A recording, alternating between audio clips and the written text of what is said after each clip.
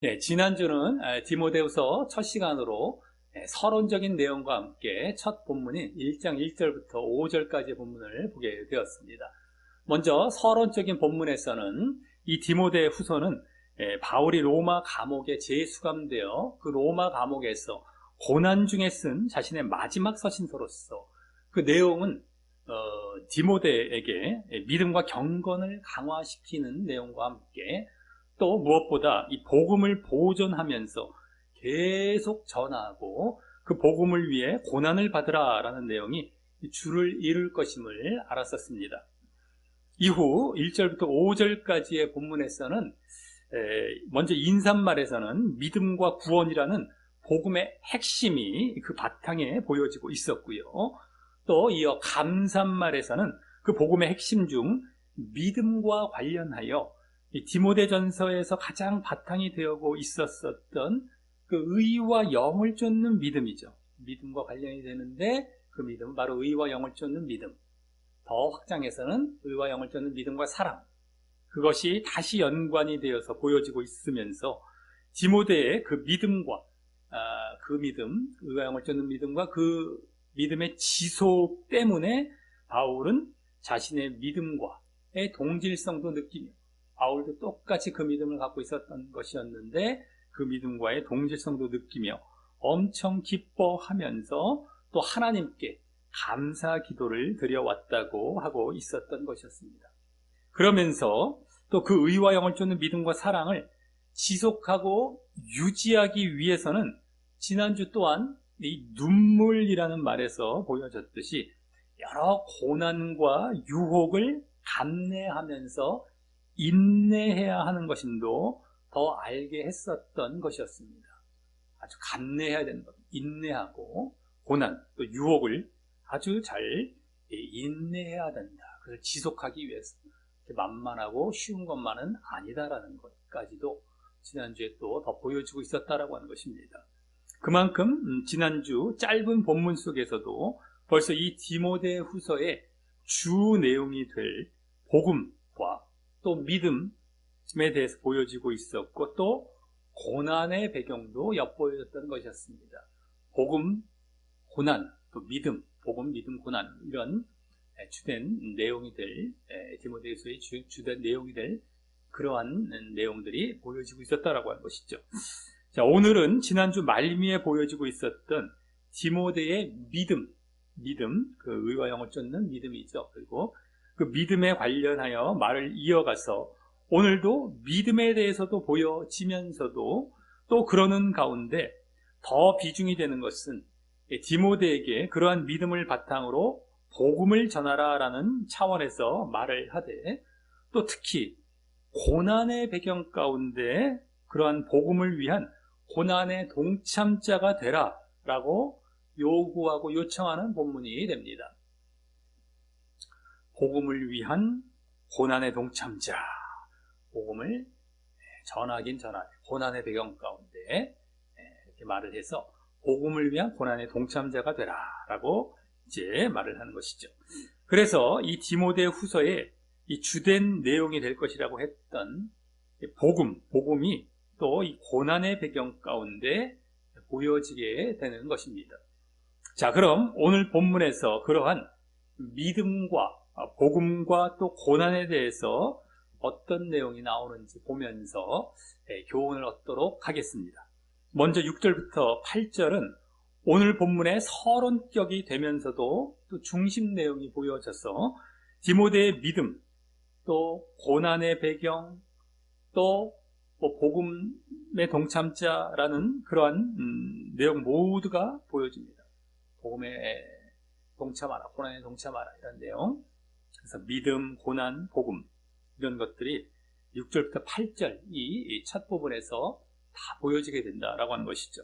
자, 그럼 먼저 6절은 지난주 5절에서 디모데의 거짓이 없는 믿음, 거기 나오죠. 5절 바로 앞에 보면 거짓이 없는 믿음이자 그것이 이 디모데전서를 참고해 보았을 때 전체적으로는 뭐였습니까? 의와 영을 쫓는 믿음이었죠. 의와 영을 쫓는 믿음이었는데 그것에 대한 지속성까지 지난주 말했던 것에 이어서 이번에는 그러한 믿음, 지난주에 그러한 믿음을 바탕으로 디모데가 가진 은사, 바로 은사에 대해 이제 말을 하게 됩니다. 디모데의 믿음이, 지난주 그렇게 믿음이 의와 영을 쫓는 믿음이긴 하지만 어쨌든 그 믿음이 지속되었기에 그에게 그러한 은사를 다시 일깨우게 하기 위해서라고 하면서 말입니다. 믿음이 지속이 쫙 됐기 때문에 이제 은사를 또 말을 하는 겁니다. 은사. 그래서 이 은사는 오늘 또 이제 믿음과 또 직결되는 차원의 은사인 것이죠. 믿음. 지난주에 믿음과 그대로 또 관련이 되는 차원에서의 은사인 겁니다. 자, 그래서 거기 먼저 그러므로라는 말로 지난주 디모데의 그 지속적인 믿음의 배경을 바탕으로 이제 말을 하면서 다음 내가 나의 안수함으로 내 속에 있는 하나님의 은사라고 하는 내가 바울이죠. 바울이 나의 안수함으로 내 속에 디모데 속에 있는 하나님의 은사라고 하는 디모데가 이제 처음 목회자나 이제 사역자가 될 때 받은 물론 이제 장로들에게 공동으로 받은 안수였던가 아니면 따로 바울에게 이제 홀로 받은 안수인지는 모르겠지만 어쨌든 사역자로 처음 세워졌을 때 당시에 그런 안수였던 것 같고요. 그 안수를 통해 디모데가 하나님의 은사를 받게 되었던 것 같고 그것을 거기 다시 부릴 듯 하게 하기 위하여 부릴 듯 일어나게 하기 위하여 겁니다. 부릴 듯 일어나게 하기 위하여 너를 생각나게 했다고 보십니다. 생각나게 하노니라면서 예전에 그때 처음 사역자로 세워질 때에 받은 은사를 생각나게 하여서 이제 다시 그 은사에 불을 붙이려고 하게 됩니다. 그 은사. 그것이 좀 이따 보여질 고난의 배경 가운데 특히 필요했기 때문일 것입니다. 그래서 그 은사가 그동안 이제 완전히 잊혀졌거나 사용되지 않은 것은 아니겠지만 이제 더 그 은사가 요구되는 것이기 때문입니다. 계속해서 이제 여기 말할 은사들 사역자로 세워질 때 안수받으면서 받은 은사인데 그 은사가 처음부터 그렇게 사역을 잘하라고 받은 은사인데 묵혀뒀다가 갑자기 이때만 다시 사용하는 건 아니겠죠. 하지만 더욱더욱 그 은사가 필요했기 때문에 지금 그것을 더 일깨우려고 생각나게 한다라고 하는 것입니다. 이제 언급을 하면서 바울이. 자, 그래서 다음 7절은 맨 앞에 왜냐하면 이란 말이 생략이 되어서 하나님이 우리에게 주신 것은 이라며 이제 그 은사를 주신 것, 그 은사죠. 하나님이 주신 그 은사를 말을 하게 되는데 여기 우리에게 너에게 디모데에게라고 하지 않고 우리에게라고 했어요. 바울까지 포함되는 것이죠. 결국 그래서 그렇게 말을 해서 그 은사를 사실 디모데에게만 주시는 것이 아니라 바울을 비롯한 모든 사역자들에게 대체적으로 주시는 그런 은사임도 엿보이며 말을 하기를 다음 두려워하는 마음이 아니요. 이건 더 정확히 원어상 더 정확히 두려워하는 마음이라는 건 두려움의 영 두려워하는 마음이 아니라 마음보다 영 두려움 명사형으로 두려움의 영 이렇게 보시면 됩니다. 두려움의 영이 아니요라며 우선 그 은사들은 우리가 두려움을 벗기 위한 것임을 보입니다. 두려움을 벗어버리기 위한 그런 은사. 우리에게 은사를 주셨는데 두려움의 영, 두렵게 하는 그러한 영을 주셨지 않았다. 그렇기 때문에 이것은 지금 두려움을 벗게 하기 위한 오히려 이제 반대 차원의 이제 말을 하려고 하기 때문이죠. 그러니까 두려움을 벗기 위한 그런 은사들임을 이제 보여주고 있죠. 이는 물론 또 복음 전파 사역을 할 때 또 고난으로 인해서 그렇게 두려워하지 말아야 한다는 것이고 말입니다. 고난이 있으니까 그때 막 두려움 갖지 말아라. 너희가 처음에 사역자로 세워질 때 받은 은사가 겨우 그렇게 고난 오면 두려워하는 영 그거 너희들 은사로 받지 않았다. 그건 제쳐버리고 오히려 두려움은 벗어버려야 된다라는 것이고요. 이어 드디어 그렇게 주신 은사들을 말을 하기를 거기 오직 능력과 사랑과 근신하는 마음이니, 이것도 마찬가지로 능력과 사랑과 근신의 영, 이렇게 보시면 되겠습니다. 근신의 영이라고 합니다. 어쨌든 두려움이 아니고 여기 능력, 사랑, 근신, 한마디로 그거다라고 하는 겁니다. 영은 그러한 마음, 영에서 그러한 영을 주신 것이죠. 어쨌든 여기 은사를 이제 세 가지로 말을 했는데, 이것들은 결국 방금 말한 이 두려움을 벗기 위한, 두려움과 반대 차원의 것들이 되는 것으로서, 그래서 먼저 이 능력, 첫 번째 능력은 하나님께서 주신 성령의 능력으로 나아감으로써 담대함을 갖는 은사이고요. 담대함, 두려움이 없어지는 것이죠. 성령의 능력, 담대함. 그 능력에는 보통 뭐가 담겨 있게 됩니까? 우리 사도행전 때 많이 봤죠. 말씀의 능력 아니면 이적의 능력입니다. 말씀의 능력 아니면 이적의 능력.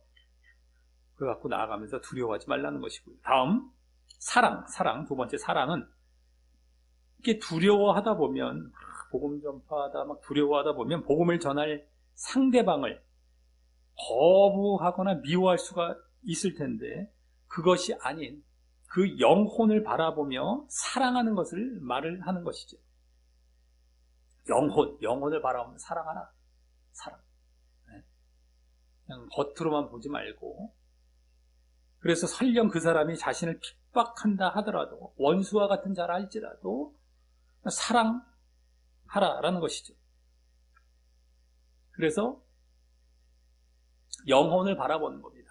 아무리 자기를 못되게 굴고 자기한테 못되게 굴고 핍박하고 원수와 같은 자라 할지라도 그 영혼을 바라보며 긍휼히 여기고 사랑하라, 이것이죠.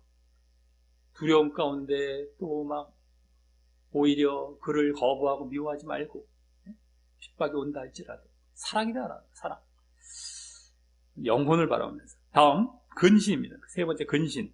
근신이란 말은 이제 원어상 다른 말로 훈련, 자제, 절제, 훈련, 이런 말이 되는데, 그것은 이 복음을 전하기 위해 늘 자신부터 자신을 바른 신앙 안에 머물도록 쳐서 복종시키고 훈련시키고 자제하는 것을 말하는 것이죠. 바른 신앙 안에 자신부터 늘 쳐서 복음을 전해야 될 자신이, 그 주체가 자신이 먼저 복음에 합당한 바른 믿음을 갖고 있지 않으면 안 되죠. 당연히 그래야 되는 것이기 때문에 그것을 위한 자제와 훈련이죠. 훈련. 자신을 쳐서 복종시키고, 그래서 또 두려움도 없게 하는 그런 은사라고 할 수 있습니다. 자기가 다 이제 바른 믿음 안에 훈련이 되고 딱 서 있으면 두려움이 없어지는 것이죠. 그래서 이 세 가지 은사는 이 복음을 전하는 차원에서 볼 때 가만히 보면 이 두려움을 벗어나기 위하면서도 또 각각 하나님과 상대방, 그 타인, 복음을 전할 자죠, 상대방과 또 자신과 관련이 되는 은사가 되는 것으로서 하나님, 상대방, 자신, 모든 대상입니다. 자신이 상대할, 누구든 간에 자신이 상대할 모든 대상은 하나님과 타인, 자신밖에 없어요.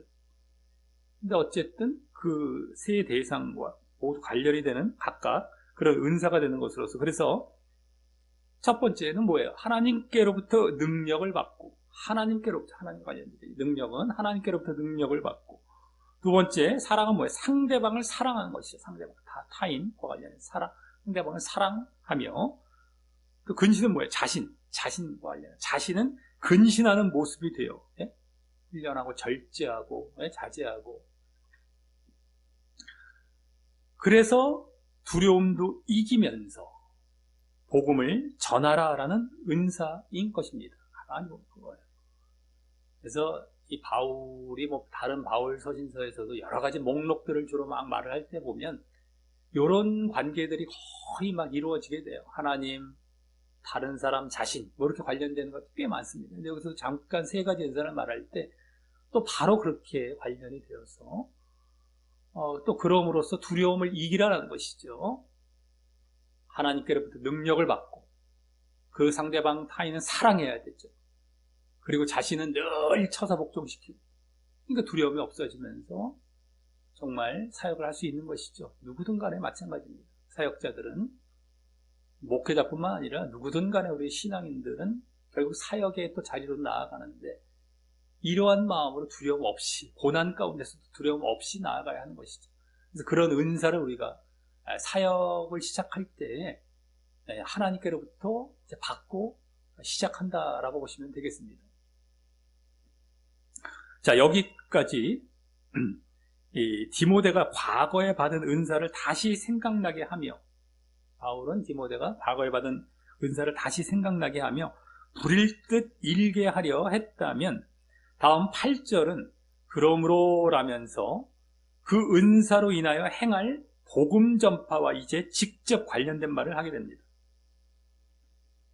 그 은사로 인하여 행할, 그 은사는 결국 복음 전파를 위한 은사이기 때문에 복음 전파로 나아가야 되죠. 그래서 이제 복음 전파와 직접 관련된 말을 하게 됩니다. 그래서 먼저 내가 우리 주의 증거와, 우리 주의 증거라는 것은 주의 증거, 주님이 증거하신다는 건가, 주님을 증거한다는 건가, 이 주격으로 봐야 되는 건 주님이 아니면 주님을, 의라는 이 소유격이 좀 애매한 경우가 있는데, 이 지금 말은 주에 대한 증거죠. 주님을 증거하는 목적격이 되고, 주님에 대한 증거죠. 주의 증거, 주님이 증거하시는 게 아니라 우리가 주님을 증거하는 겁니다. 어쨌든 주의 증거, 주에 관한 증거와, 뭐야? 한마디로 복음이죠. 복음. 그 복음과, 다음, 또는 주를 위하여 갇힌 자 된 나를, 이 주를 위하여 갇혔다, 이게 투옥됐다는 말입니다. 주를 위하여 복음을 아까 전하다가 투옥된 나, 바울이죠. 그래서 투옥된 바울을, 아까 복음과 이번엔 투옥된 바울을 부끄러워 말고라고 하는데, 여기 이제 부끄러워한다라는 말을 잘 보아야 합니다. 이 부끄러움이란 말이 오늘 한 3차례 정도 나오면서, 지금 여기 그 부끄러움의 대상으로 말한 복음과, 부끄러움으로 말했던 대상이 여기 복음이었지. 아까 처음 주의 증거, 복음과 또 투옥된 바울이 의미하는 것은 결국 고난입니다. 고난. 좀 이따가도 뭐 나오겠지만, 고난. 그러니까 복음과 한마디로 고난, 요거예요. 두 가지. 부끄러움의 대상으로 말한 것은, 이제 정리해보면, 주의 증거, 주를 위하여 갇힌 자 된 나, 여기는 이건 고난. 주의 증거는 복음, 주를 위하여 갇힌 자 된 나, 이건 고난, 이겁니다. 그래서 복음과 고난에 대해 회피하여, 이 부끄러움이라는 것은 부끄러움 때문에 회피하여, 결국 또 복음도 떠나고 고난도 피하는 그런 의미로 사용되기 때문입니다. 복음과 고난 다 떠나고 피하는 거예요. 부끄러워해서, 복음과 고난을 부끄러워해서 복음 떠나고, 복음 전파 떠나고, 복음 자체도 떠나게 되죠. 그러니까 또 고난도 피하고, 그런 의미로 이제 부끄러워한다라는 말이 좀 사용이 됩니다. 오늘 계속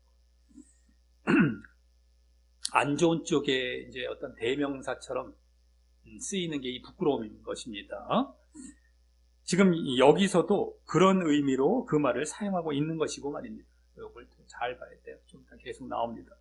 자, 그리고 대신 이제 8절 하반절에 나오듯이, 오직 다만 하나님의 능력을 조차, 하나님의 능력 아래, 이겁니다. 원래 하나님의 능력 아래 복음과 함께, 이건 복음과 안에서 고난을 받으라 라고 하는 것처럼, 앞서 7절에서 말한 은사 중 하나님과 관련이 되어서 하나님께 받는 은사, 무엇이었습니까? 3가지 은사 중에 첫 번째 능력이었죠. 능력. 이 능력을 힘입어서, 이게 하나님의 능력이라고 나왔잖아요. 아예 능력 하면서 그 앞에 하나님의라는 말을 붙여놨잖아요. 아까 능력이란 말을 이게 이제 은사로 또 쓰면서 하나님과 관련된다는 것이 또 딱 드러났죠. 어쨌든 그 능력의 은사를 힘입어서, 그래서 이제 두려움과 부끄러움도 벗어버리고, 아까 목적은 그 목적이었잖아요. 은사의 목적, 두려워하지 말고, 또 여기 지금 방금 말한 부끄러움도 벗어버리고 바로 복음을 위해 고난에 동참하라고 합니다. 복음을 위해 고난에 동참하라. 이 복음 안에서 고난을 받으라. 함께 고난을 받으라. 이게 동참하라. 원어상 그겁니다. 동참하라. 그러니까 복음을 위해 고난에 동참하라. 이겁니다. 누구와 동참하는 것입니까? 바울과 함께죠. 바울과 함께.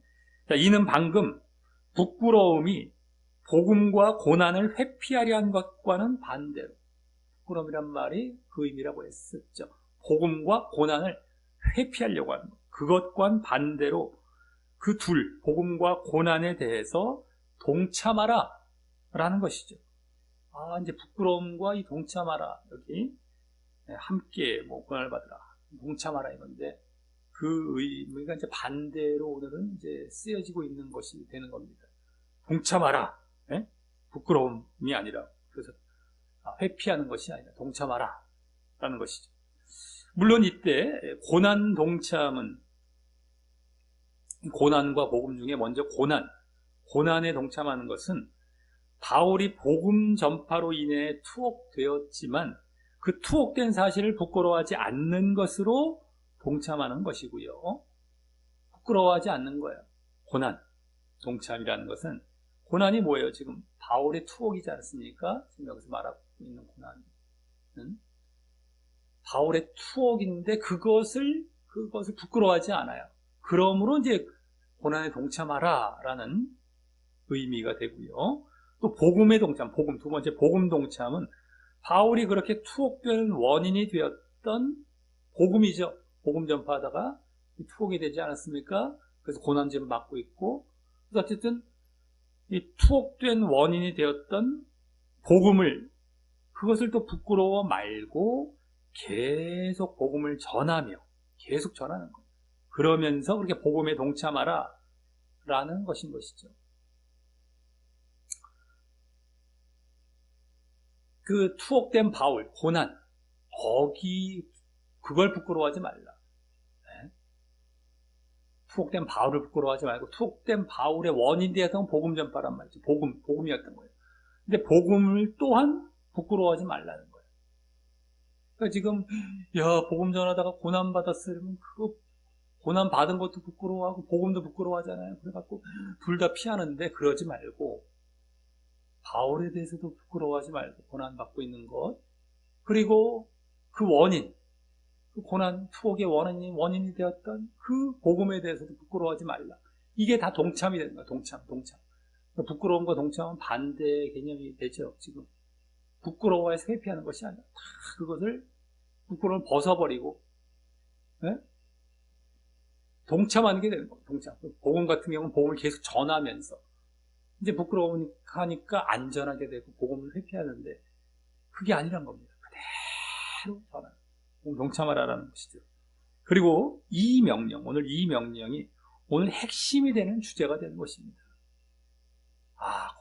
복음을 위해 고난에 동참하라. 복음을 위해 고난에 동참하라. 복음과 고난에 동참하라. 내지는 그게 되는 겁니다. 오늘 핵심 주제예요. 6절부터 8절.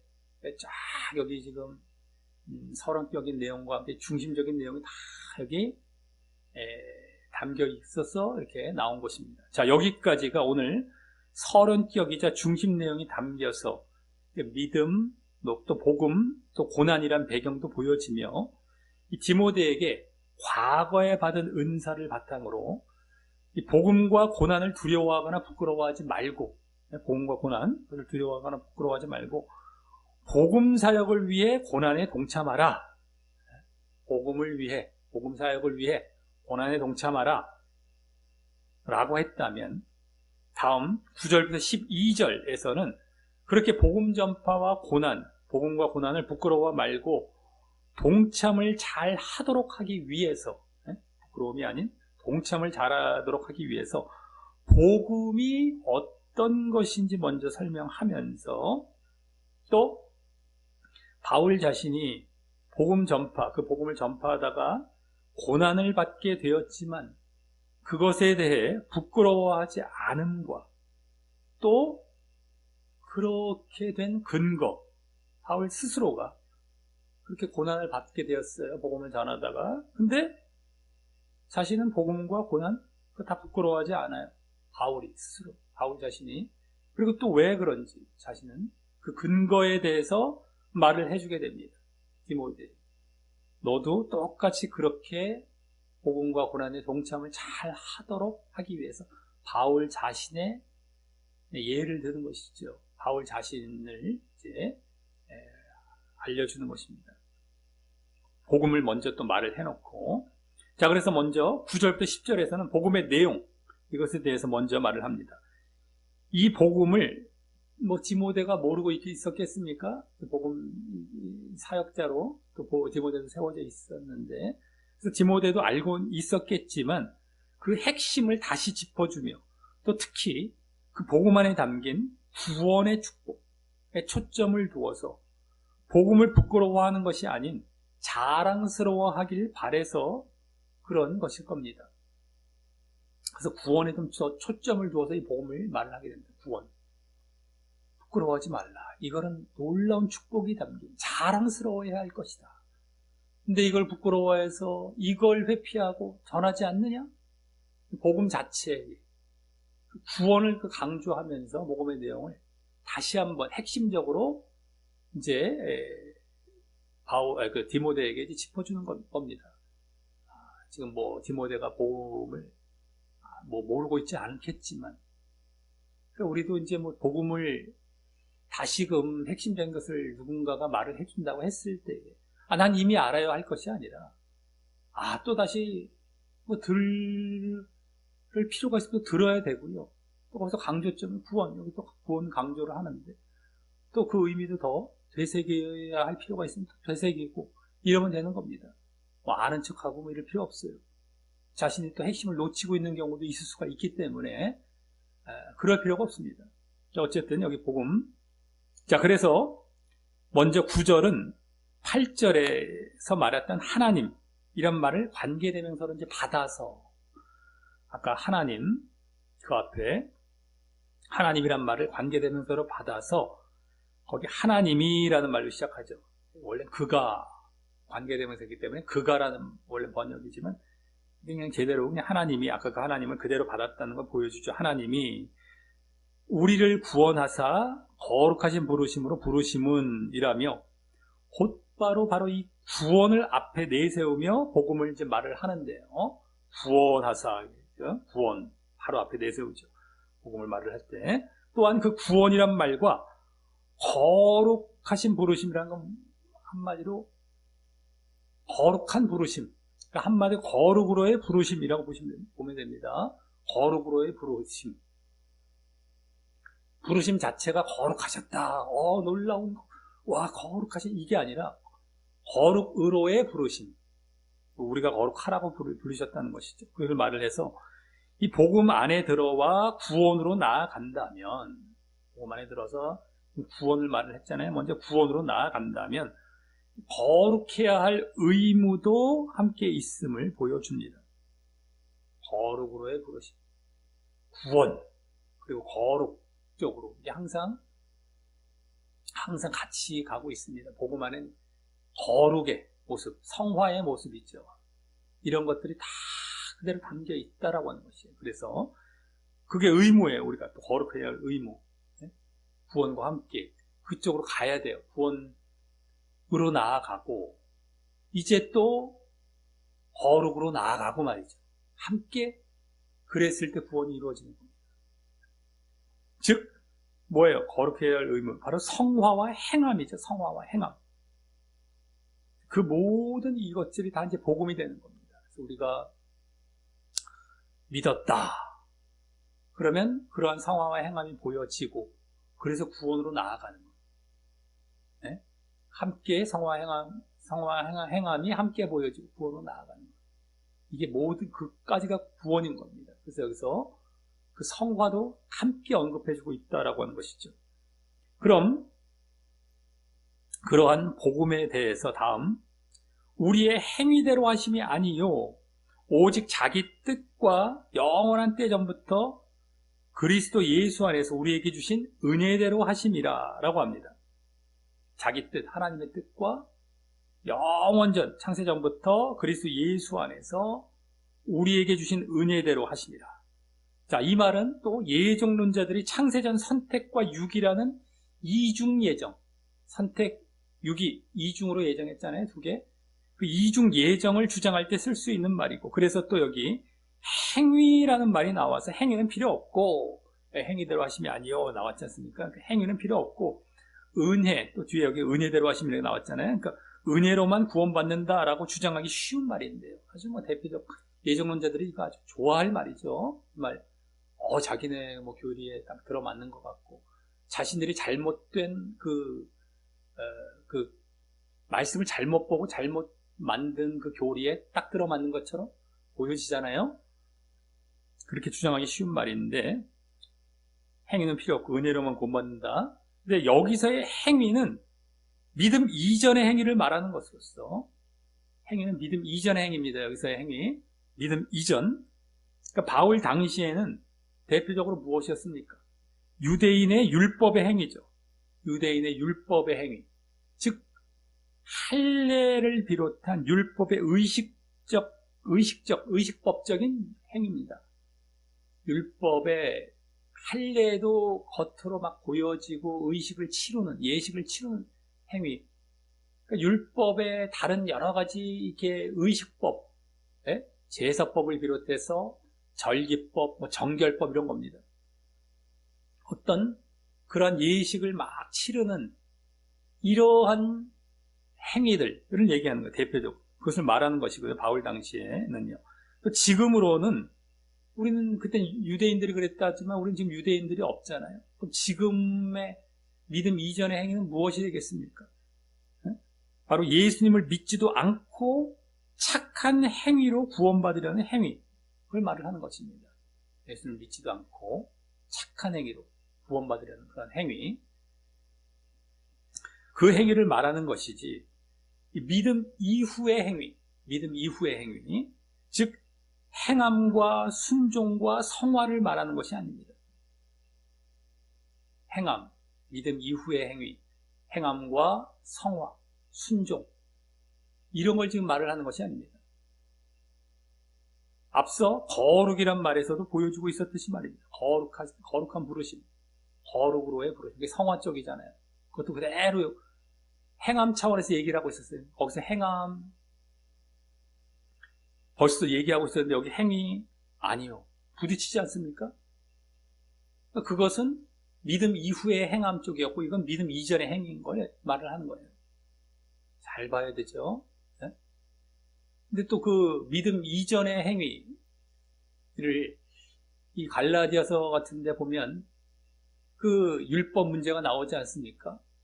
그러니까 율법주의 그리스도인들, 유대주의 그리스도인들, 그러니까 한마디로 그리스도인이 됐지만 아직 유대인들이 그리스도인들이 되는 바람에 아직 율법을 못 버리고 있었어요. 유대인들이 자신의 율법을 못 버려서 그 율법도 같이 행해야 된다. 믿음 안에 들어왔는데 율법을 행하는 그러한 차원의 율법을 주장하는 경우가 있었던 것이죠. 그건 믿음 이후의 행위 아닙니까? 그러면? 근데 왜 바울은 그걸 못하겠습니까? 갈라디아서에서. 이렇게 또 의문을 품을 수가 있는데, 그때의 율법이라는 것도 결국엔 믿음 이전의 행위로서의 율법을 말을 하는 겁니다. 거기서의 율법은 믿음 이전의 행위로서의 율법을 유대인들이 주장했던, 유대주의 그리스도인들이 주장했던 겁니다. 한마디로. 그걸 말을 하는 것이지, 그 믿음 이후에 행함과 순종, 하나님의 뜻을 행하는 것이 아닌 것입니다. 그래서 의식적인 것, 예식적인 것, 너희들이 유대인화 되어야 돼. 너희들은 믿음 이전에 유대인화 되는 게 먼저야. 그러니까 율법을 더 앞세운 것이죠, 그들은요. 그 다음에 믿어. 이렇게 된 겁니다, 한마디로. 근데 그게 아니다. 라고 얘기를 하고, 나중에 뭐 갈라디아서 뒷부분 이런 데서는 다 성화와 행함을 바울은 또 계속해서 강조하게 되죠. 네. 자, 어쨌든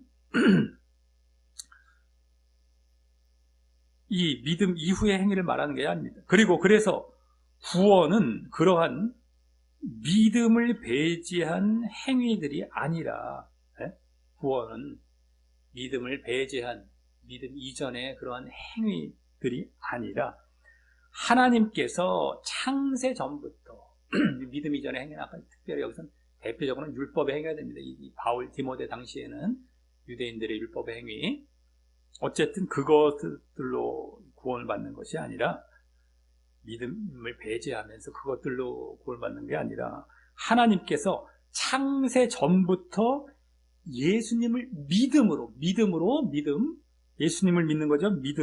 예수님을 믿음으로 구원받도록, 즉 여기 지금 말하고 있는 예수 안에서, 거기 나왔죠. 예수 안에서 우리에게 주신 은혜, 예수 안에서 은혜로 구원받도록, 예수 안에서 은혜라는 것이 바로 그겁니다.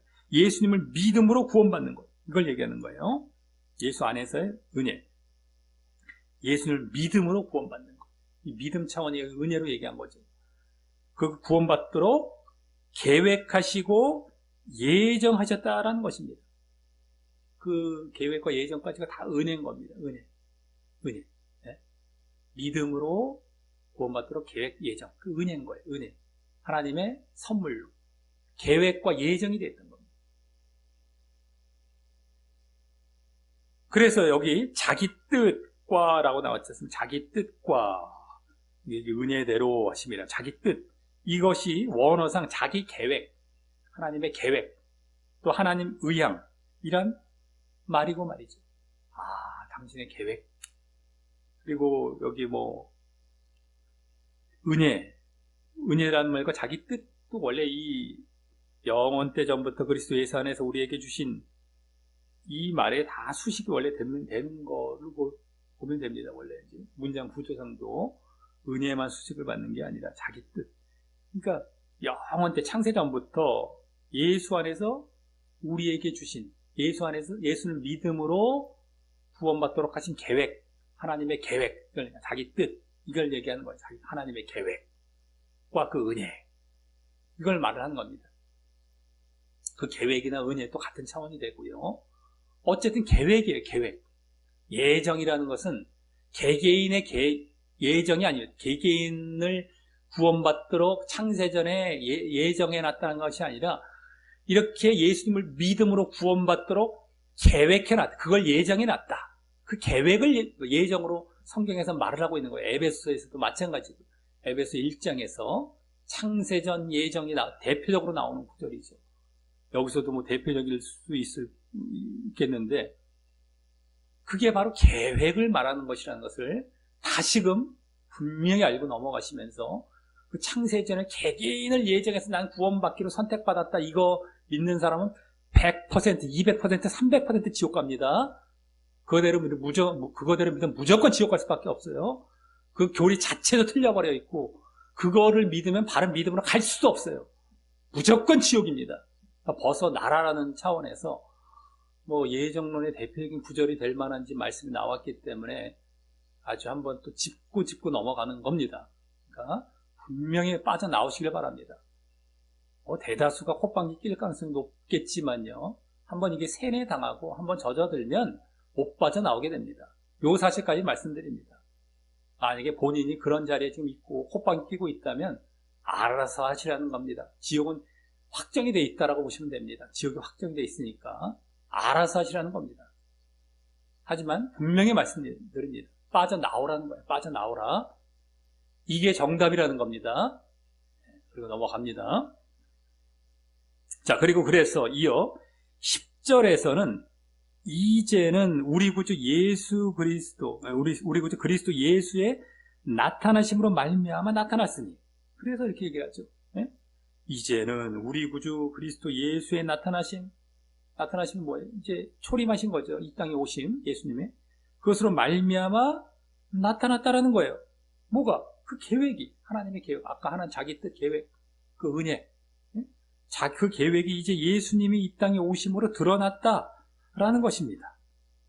그래서 그 계획이 이제 믿음으로 구원받으라는 거, 계획이 이제 예수님 믿음으로 구원받으라는 거. 예수님이 이 땅에 오시니까 어떻게 합니까? 이제 예수님을 믿어서 구원받으라는 그 복음을 예수님도 전하셨고 또 많은 그 이후에 제자들을 비롯한 전도자들이 전하게 하심으로 다 드러나지 않았습니다. 이제는 그 복음, 그게 복음이죠. 그게 다 이제 드러난 거예요. 계획, 하나님의 계획인데 복된 소식, 창세전에 계획되고 예정된 그 복된 소식, 복음이 이제 예수님의 오심으로 말미암아 드러나서 전해지고 있는 거예요. 그래서 복음인 것이죠. 믿어서 구원받으라. 믿음과 구원입니다. 짧게 말하죠. 누구를? 예수님을 믿어서 구원받으라. 누구든. 이제는 믿음 이전에 행위, 뭐 어떤 율법의 행위, 내가 유대인화되고 유대인만 구원받던가, 뭐 이방인이 구원받으려면 유대인화되어서 할례와 율법을 지켜서 이렇게 너희들 유대인화 먼저 된 다음에 그 다음부터 믿어. 뭐 이런 사람들도 있고, 아니면 아예 유대인들은 그러면 너 구원받아. 뭐 이렇게 말을 하기도 하고. 이걸로 구원받는 게 아니라 그건 다 이제는 끝났고, 그건 다 이제는 제껴져 버렸고, 이제는 믿음이다. 율법이 그렇다고 해서 폐해진 것이 아니라 온전한 자리로 나아가는 것이 바로 믿음인 겁니다. 율법 안에 있는 정신도 흘러가고 율법의 도덕법, 영원법들은 그대로 믿음 안에 담겨서 흘러가죠. 의식법은 다 폐해지고. 그래서 어쨌든 간에 그 믿음으로, 예수님을 믿음으로 구원받으라. 그게 복음인 겁니다. 믿는다는 것이 아까 율법의 정신이 다 포함되어 있기 때문에 그것이 이제 표출되는 것이 바로 행함으로 나아가는 겁니다. 행함, 성화 이런 것으로 다 믿음 안에는 그게 포함된 믿음인 것이죠. 이걸 또 빠뜨리기 때문에 또 잘못 전해갖고 또 지옥 가게 만들고 말이죠. 어쨌든 간에 이게 드러났다는 겁니다.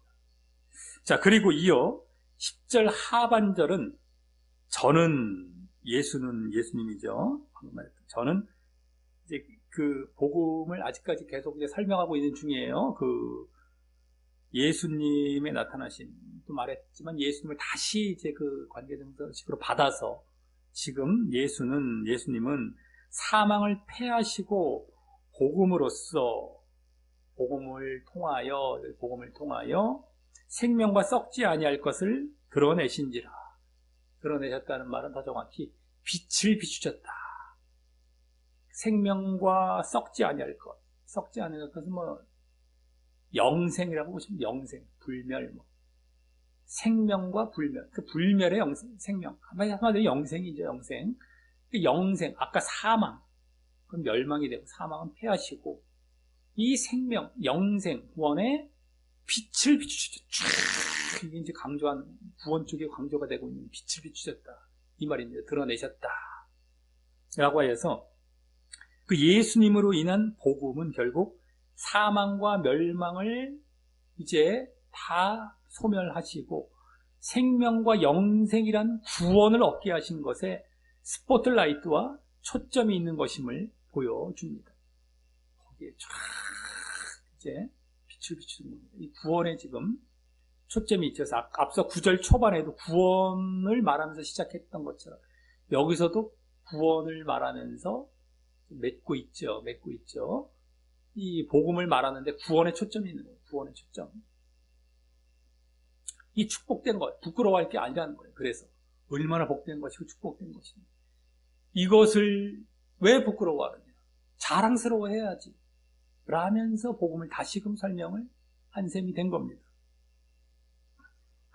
자, 다음 11절과 12절은 여기까지 설명은 복음에 대해서 바울이 이제 전파하다가 고난당했지만, 자신이 이제 이것을 전하다가 고난당했지만 부끄러워하지 않는다는 것 사실과 또 그 근거를 말을 합니다. 자신, 그 복음, 또 그로 인한 고난 다 부끄러워하지 않아. 그리고 그 이유 뭔지 알아? 하면서 얘기를 해주는 거예요. 너도 그래야 된다. 디모데도 그래야 된다. 아까 복음과 고난 부끄러워하지 말라. 그리고 동참하라 라고 하지 않았습니까? 앞부분에 이제 바울의 자신의 지금 예를 들어주는 것이죠. 그래서 먼저 11절은 내가 이 복음을 위하여 반포자, 사도와 교사로 세우심을 입었노라. 반포자는 선포자가 되고 전도자 이렇게 됩니다만, 그러면서 바울 자신이 그 복음을 전파하고 가르치도록, 교사는 가르치는 자죠. 한마디로 가르치는, 전파, 선포도 하고 가르치는 거예요.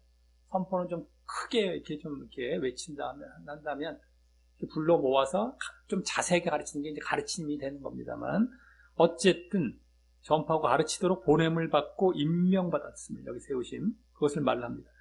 여기 첫째와 셋째인 이 선포자, 반포자, 선포자와 가르침, 교사, 그것이 복음 전파, 복음 전도의 주된 일인데요.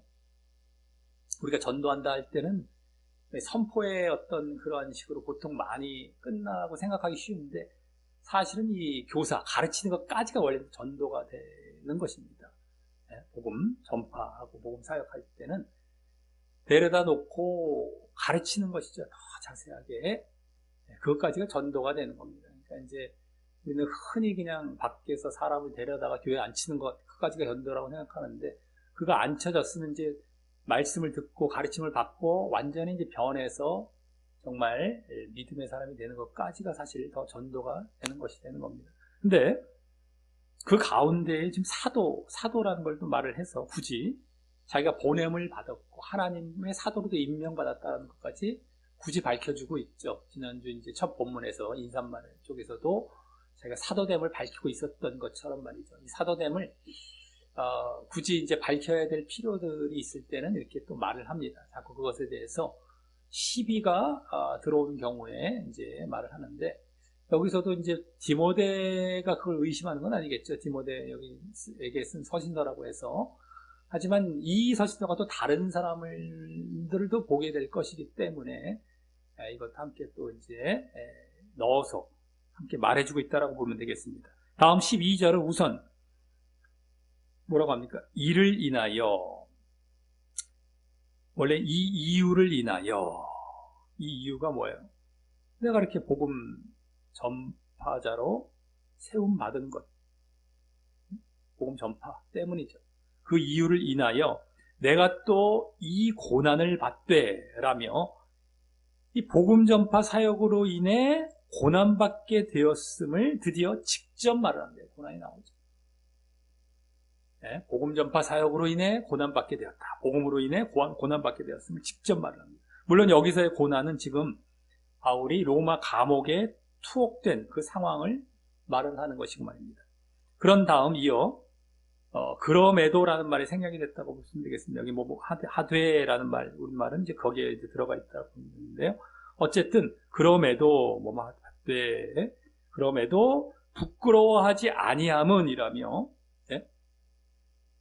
그럼에도 부끄러워하지 않는데요. 자기는 복음과 고난을 지금 복음으로 인한 고난을 받고 있는데 그걸 부끄러워하지 않는다 라고 해서, 이제 앞서 8절에서는 디모데에게 복음으로 인한 고난으로 인해 부끄러워 말라라고 했던 것에 본이 되는 모습을 말하면서도, 복음으로 인한 고난, 지금 방금 말하는데 그걸 부끄러워하지 않는다고 자기 얘기했지 않습니까? 그러니까 본을 말을 한 거예요. 디모데 그렇게 말라라고, 부끄러워 말라라고 아까 디모데에게 말을 했던 것의 본, 그래서 자기가 부끄러워하지 않는다라는 것을 말을 하면서 다음 왜냐하면이란 말이 생략되어 이제 또 그 이유까지 보여주어서 왜 그렇게 부끄러워하지 않는지 그 이유까지 보여주어 디모데가 이 이유 또한, 이 이유의 내용 또한 본받고 담기를 바라는 마음에서 이제 말을 합니다.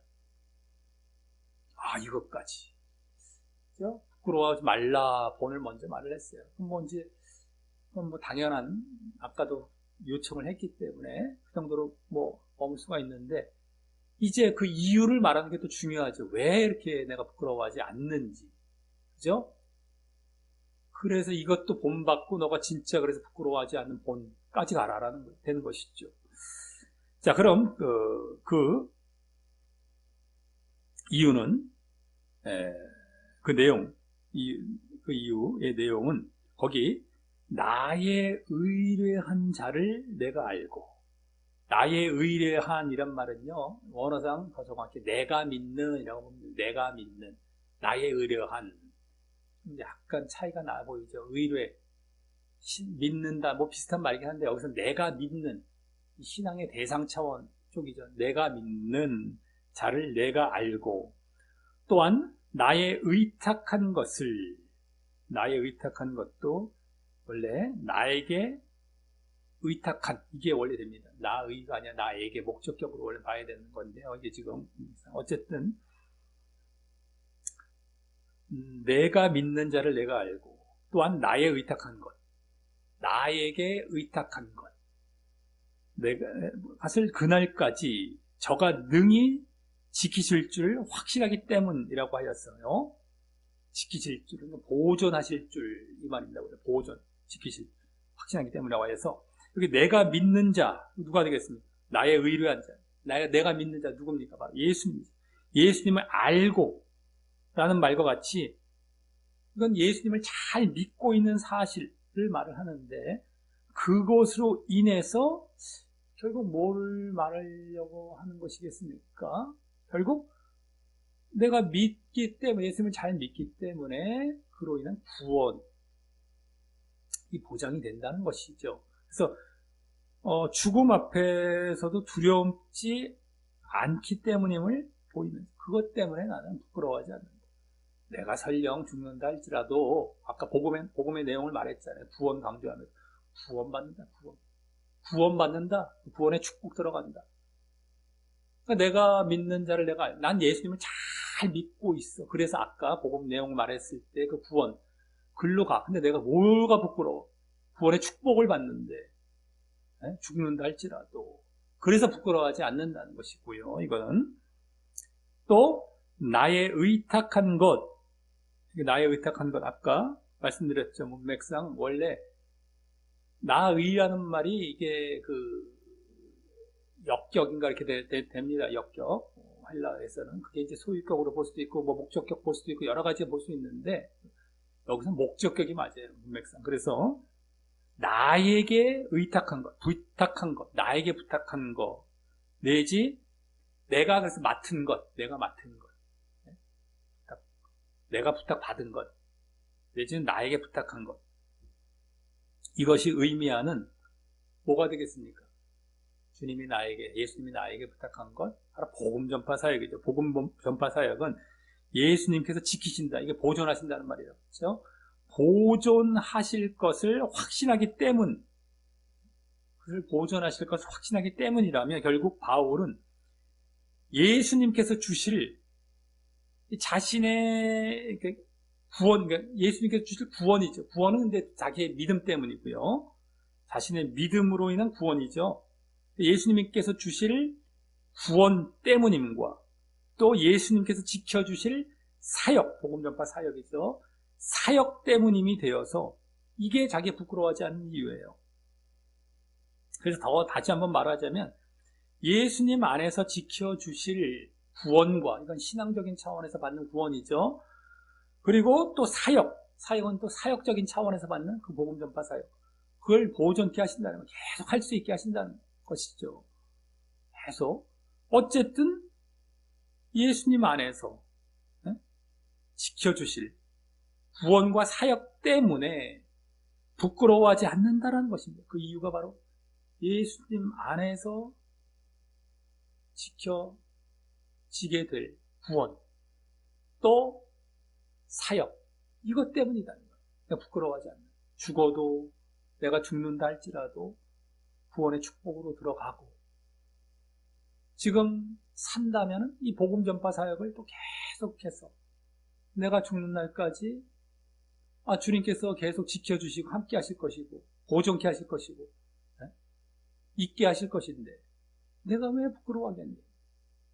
이겁니다. 자, 디모데가 바울의 이 모습을 본받길 바라고 지금 바울의 이러한 지금 이유, 부끄러워하지 않는 이유 이것을 본받기를 디모데에게 바라고 바울은 그래서 결국 부끄러워하지 않는 것을 또 본받기를 바란다라는 것이죠. 부끄러워하지 않는 이유도 본받기를 바라고 그래서 부끄러워하지 않길 바라. 그것을 본받길 또 바란다라는 것이 다음 13절과 14절에서 방금 부끄러워하지 않는 이유를 바울의 지금 신앙 차원과 사역 차원에서 말을 했듯이, 왜 부끄러워하지 않는다? 내가 믿는 예수님을 내가 잘 믿고 있기 때문에 신앙 차원이죠. 그래서 구원을 보장받을 것이기 때문에 이게 신앙 차원입니다. 그리고 또 한 차원은 복음 전파 사역을 예수님께서 보존케 하실 것이기 때문에 사역 차원이란 말이죠. 신앙 차원, 사역 차원에서 이유를 말을 했던 거예요. 근데 디모데에게도 그대로 그 두 차원, 신앙 차원과 사역 차원에서 이제 요구를 하는 데서 역력히 드러나게 됩니다. 이게 지금 우리가 자세히 안 보면 무슨 말을 하는 건지 막 정신없어요. 막 접속사 빠져있죠. 번역 또 애매한 경우 많죠. 우리가 성경을 보면 가만히 뚫어지게 들여다보면 몇 번이고 읽다 보면 물론 어느 정도 밝혀집니다. 하지만서도 쉽지 않아요. 번역본에다가 접속사 빠져있고 앞뒤 관계 이런 것들부터 해서 이걸 왜 갑자기 말을 하고 있고 이게 무슨 의미인지 슬쩍슬쩍 좋은 말 나온다고 넘어가서 그래요. 우리 성경을 제대로 보기 쉽지 않습니다. 사실은요. 신약 같은 경우는 더더욱이 이게. 그래서 지금 우리가 하나하나 밝혀가고 있는 중이잖아요. 제대로 보자는 것이죠. 제대로 봐야 그 뜻을 알죠. 그래야 우리가 말씀대로 살아가는 거 아니겠습니까? 어쨌든 이 자세하게 우리가 지금 하나하나 보고 넘어가는 것을 좋아해야 됩니다. 이걸 싫어하면 안 돼요. 뭐 또 가끔 얘기를 드립니다.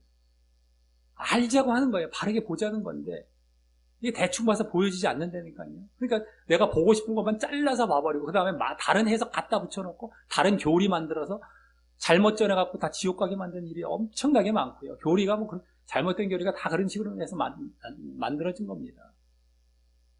전체에서 뭘 말하고 있는지, 문맥은 뭐고 도대체 뭘 말하려고 하고 있는지 알아야 되잖아요.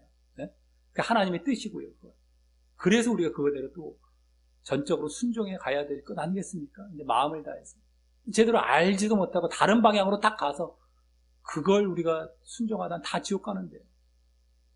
그러니까 말씀을 잘 보는 것, 이게 우리는 관건이에요. 교회에서 해야 할 일이 되는 것이고, 목회자가 해야 할 일이 되는 것인데, 제대로 봐놓지도 않고, 마치 다 아는 것처럼 딴 얘기나 하고 있고 말이죠.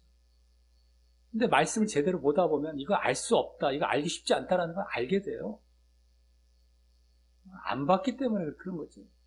그래서 하나하나 이게 봐야 되는데, 이 학자들도 제대로 해석해 놓은 것들도 손 엉터리들 많고요. 주석들, 엉터리 막 투성입니다. 제대로 보다 보면, 그까지 다 분석이 돼요. 이분들도 잘라서 번역했고, 잘라서 해석했구나. 어쨌든, 여러 가지 어렵습니다. 그 사명을 갖고, 우리 교회는 특별히, 거기에 지금 매진해 가고 있는 거예요. 좀 더 바르게 보고, 제대로 보고, 거기서 핵심적으로 강조하고 있고, 메시지가 무엇이며, 우리에게 도대체 요구하고 있고, 우리 어떻게 믿고 어떤 방향으로 와야 될 것인가를 알기 위해서 하나 이제 밟아가는 겁니다. 근데 이거 싫어하고 결론 달라. 이 연역법칙인 겁니다. 연역법칙. 하나하나 밟아가면서 결론을 얻는 게 아니라, 네가 대충 결론만 잡아갖고 대충 던져줘. 내가 알아서 믿을게. 이게 무슨 말입니까?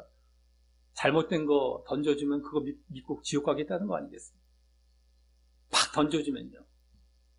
다 나중에 이제, 한마디로 귀납법식으로 밝혀낸 다음에, 그 다음에 결론을 갖고, 제대로 던져주고, 그 다음에 그것을 또 설명에 각오한다면 모를까요?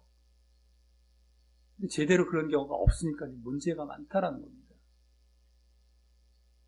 어쨌든 간에, 이게 지금, 이 13, 14절도, 지금 방금 바울이 자신의 본을 말을 했던 것, 이어서 디모데에게 그대로 그 신앙 차원, 사역 차원에서 얘기를 하는 거예요.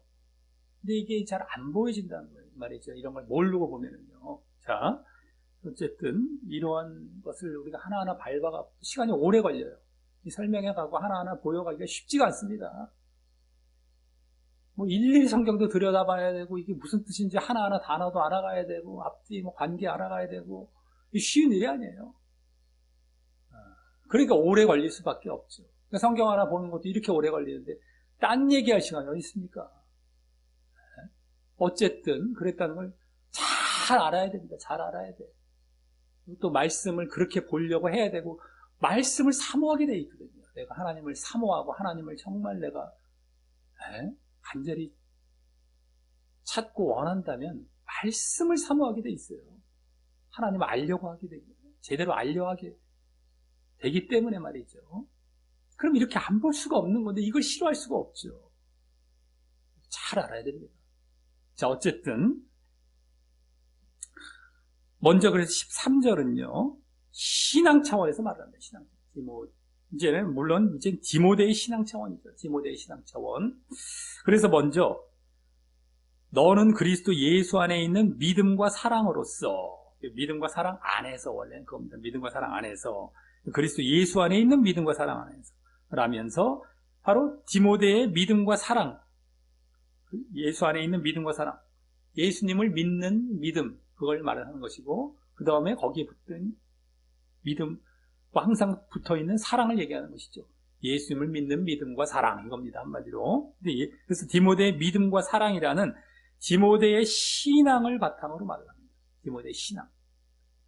그리고 이때의 믿음과 사랑은 지난주 5절에서 말했던 거짓이 없는 믿음이 나타냈던, 지난주 또 5절을 잘 보셔야 되죠. 일단은요. 거짓이 없는 믿음, 그것도 뭐를 의미한다고 했습니까? 디모데 전서의 1장 5절, 마침 디모데 후서도 1장 5절, 다 앞부분에 거짓이 없는 믿음이란 말 똑같이 나오고, 디모데 전서에는 더 정확하게 쫙 전체가 나왔죠. 뭐였어요? 그때는 바로 의와 영을 쫓는 믿음과 사랑. 그것이 진짜 믿음, 거짓이 없는, 거짓이 아닌 진정한 믿음, 진짜 믿음이라는 게 거기서 밝혀주고 있었던 것이었습니다. 근데 어쨌든 그 믿음이에요. 여기서 지금 믿음과 사랑할 때 이 믿음은, 먼저 믿음은 의와 영을 쫓는 믿음과 또 사랑. 여기 믿음과 사랑만 얘기했잖아요. 그렇죠? 근데 그 앞에 원래 붙어야 될 건 의와 영을 쫓는, 이게 원래 붙는 것이죠. 디모데 전서와 또 지난주 본문까지 우리 쭉 봤을 때에 그거라는 걸 알 수 있죠. 그게 이제 분명한 것이죠. 그러한 의와 영을 쫓는 믿음과 사랑을 말을 하는 것이고, 여기서는 이제 더 온전하게, 지난주는 믿음 정도만 얘기했던 게 사랑까지 더 붙여서 딱 더 온전하게 보여주고 있고요. 자, 다음 그 신앙 안에서, 이제 그 신앙 안에서 내게 들은 바 바른 말을 본받아 지키고, 아직도 계속 신앙 차원에서 얘기하고 있습니다. 그 신앙 안에서 내게 들은 바 바른 말을 본받아 지키고, 이 바른 말을 본받아 지키라라는 말은 원어상 좀 더 정확하게 해석하면 바른 말의 본을, 바른 말의 본을 붙잡고, 이걸 지키고, 붙잡고 소유하고, 이걸 바른 말의 본을, 바른 말을 본받아 지키고 하는 거예요. 바른 말의 본을 소유하고. 그러니까 바울이 디모데에게 가르친 바른 말씀, 그것의 본을 소유하라는 거예요. 한마디로 바른 말씀을 소유하라. 바울이 디모데에게 가르친 바른 말씀을 소유하라는 것처럼, 그 말씀을 소유하라는 건 그 말씀을 그냥 외우고만 있겠습니까? 당연히 행하는 것까지 포함이 되죠.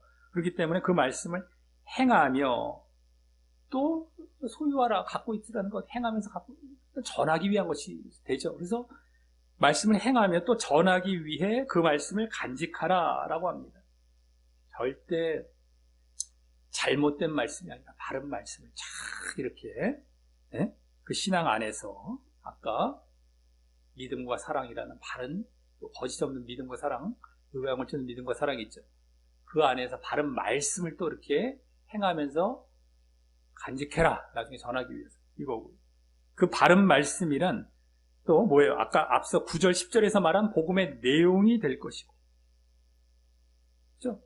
9절, 10절에서 복음의 내용을 또 말을 해줬지 않습니까? 그게 바른 말씀이죠. 그래서 한마디로 줄여 말하면 믿음과 구원이죠. 믿음과 구원. 거기서도 믿음과 구원, 특별히 구원에서 온 구원의 강조가 있었지만, 근데 그 믿음에는 또한 뭐가 포함이 되어 있었습니까? 성화와 행함이 포함되어 했었던 것처럼 거룩한 부르심이라는 말 속에 있었죠.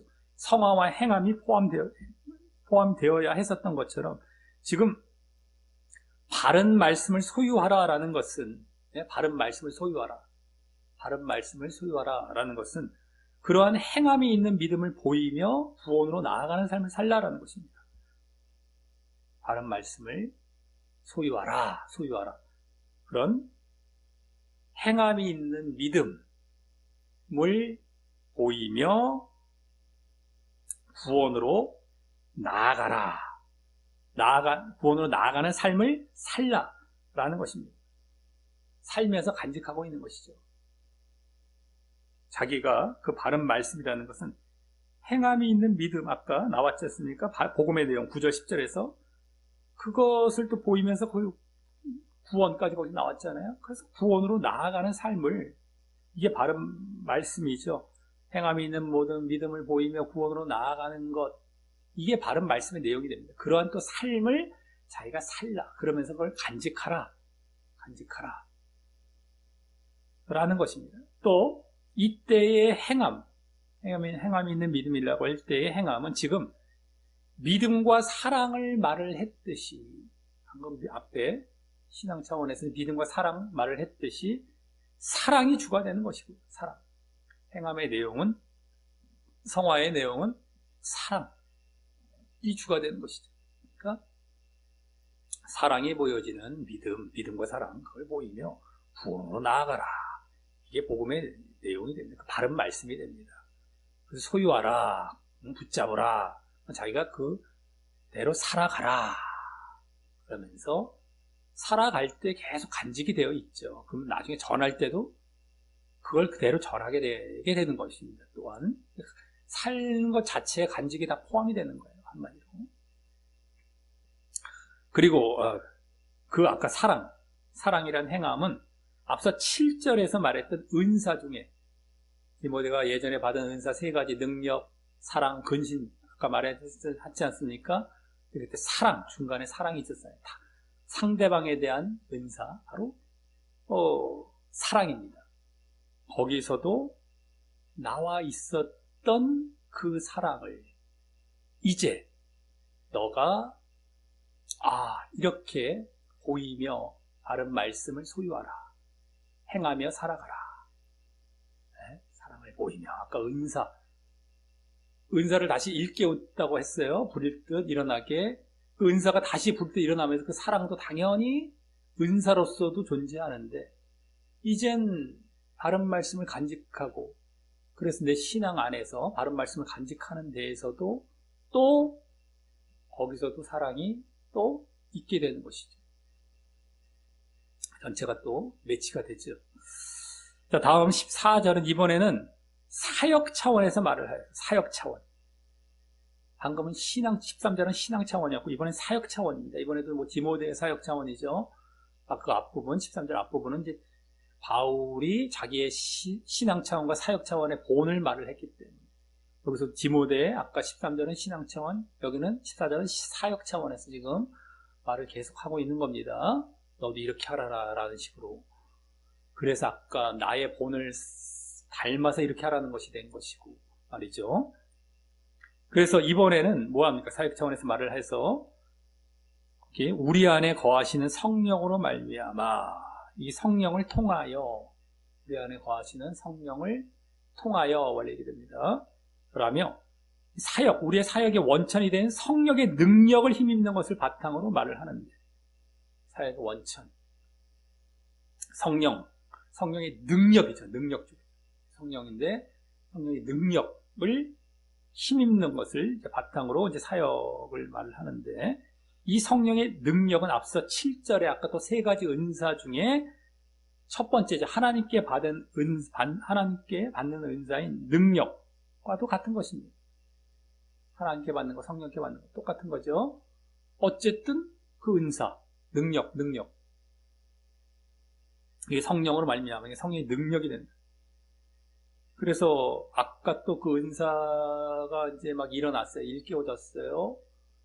그래서 지금 아까 13절은 사랑, 여기서는 또 능력과 관련해서, 그죠?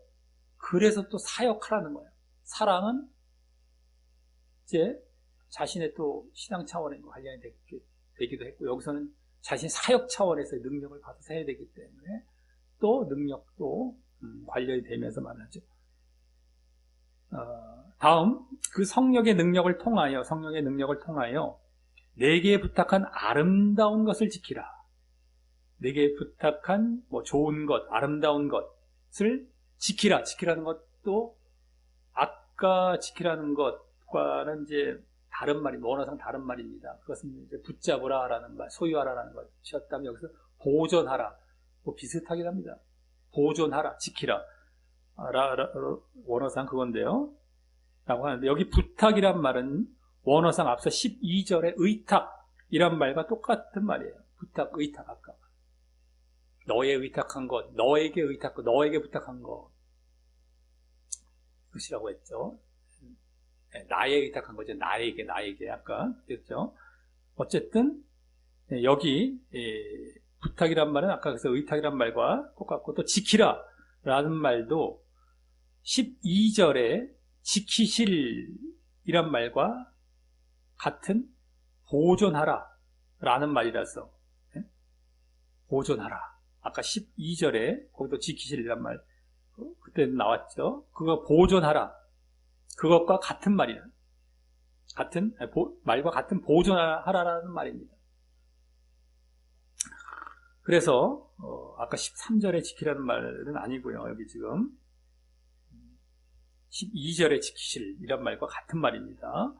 그래서 이 말은 지금 그때와 같은 12절 때와 같은 차원의 말이 되어서 내게 부탁한 아름다운 것이란 그 12절 때처럼 뭐예요?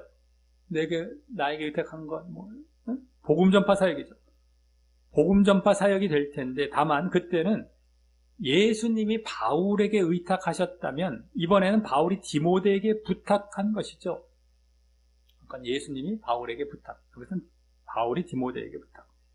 또 그 복음 전파 사역을 앞서는 예수님께서 보존하실 것이라고 했다면 여기서는 디모데가 보존하라고 하는 것이 다른데요. 그렇죠? 예수님께서 보존하실 것이다, 보존해 주실 것이다 했는데 여기서는 디모데가 보존하래요. 이는 디모데가 그렇게 보존하다 보면, 이 복음 전파 사역을 계속 하다 보면, 보존하다 보면 바울 때처럼 예수님이 또 보존케 하실 것, 지켜주실 것이기 때문인 것이죠. 계속 하다 보면 지켜주실 것이기 때문에, 그럼 그 의미가 이면에 담겨 있는 것이죠. 사실은요. 아까 바울의 본을 먼저 얘기한 다음에 이 얘기를 하고 있기 때문에 너가 계속 해라, 보존해라. 그러면 또 예수님께서 보존케 해주실 것이다. 그것이죠. 그리고 이때에 보존하는 것, 지키는 것은 그 복음 전파 사역을 계속하는 것을 의미하는 것이죠. 보존하는 것, 복음 전파 사역을 너가 계속해라.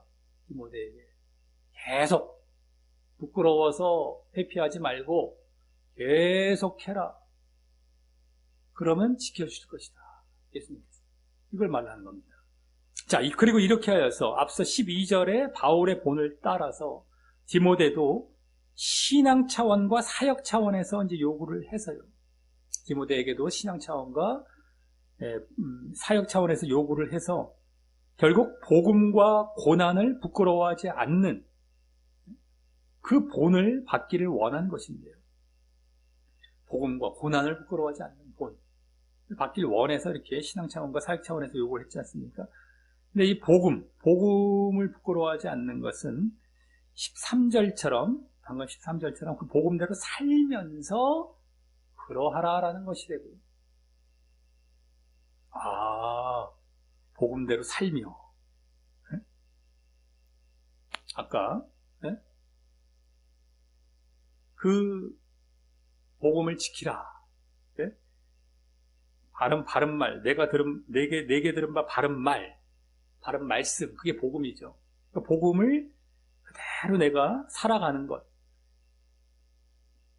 그러면서 그걸 부끄러워하지 않는 것이 되고요. 고난을 부끄러워하지 않는 건 14절처럼 복음 전파 사역을 고난이 있음에도 계속하면서 그렇게 복음을 부끄러워하지 말라라는 것이 됩니다.